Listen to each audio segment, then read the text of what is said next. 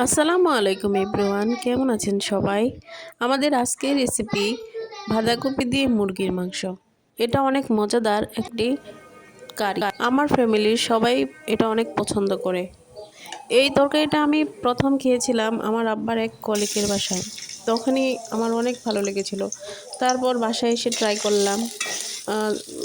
ওখানে শুধু বাঁধাকপি দিয়ে আমি এই তরকারিটার সাথে একটু আলু এড করি, এতে তরকারিটা মাখো মাখো এবং আরেকটু ভালো লাগে। তরকারিটা করার জন্য প্রথম আমি কতগুলো পেঁয়াজ ব্রাউন করে বেছে নিয়ে তাতে হলুদ, মরিচ, ধনিয়া এবং জিরা গুঁড়া অ্যাড করি।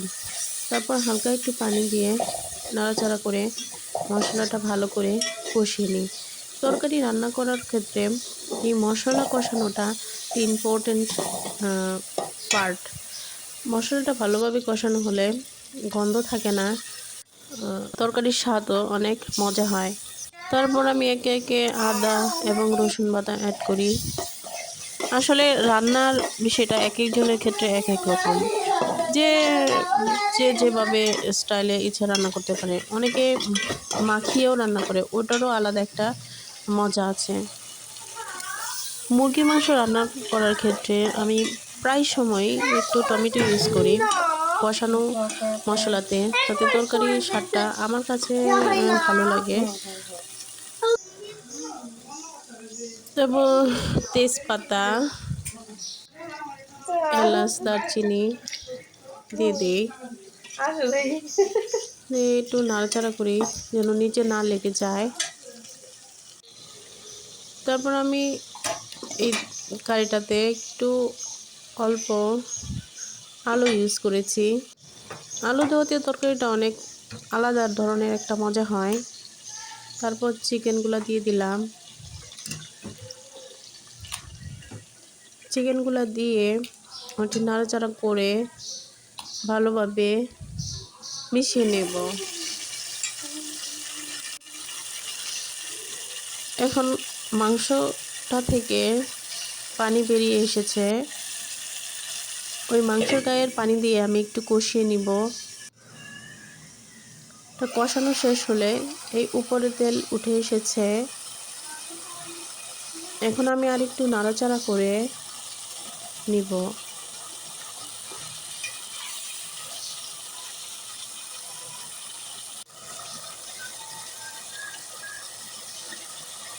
অনেকটাই পানি উঠে এসেছে।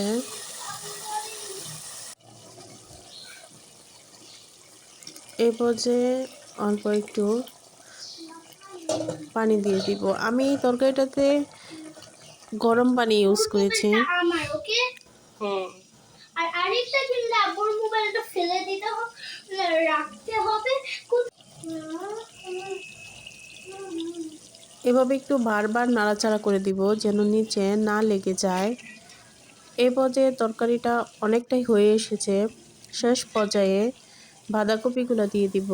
যেহেতু বাঁধাকপি নরম একটা সবজি, সহজেই সিদ্ধ হয়ে যায়, তাই আমি এটি শেষে দিয়েছি।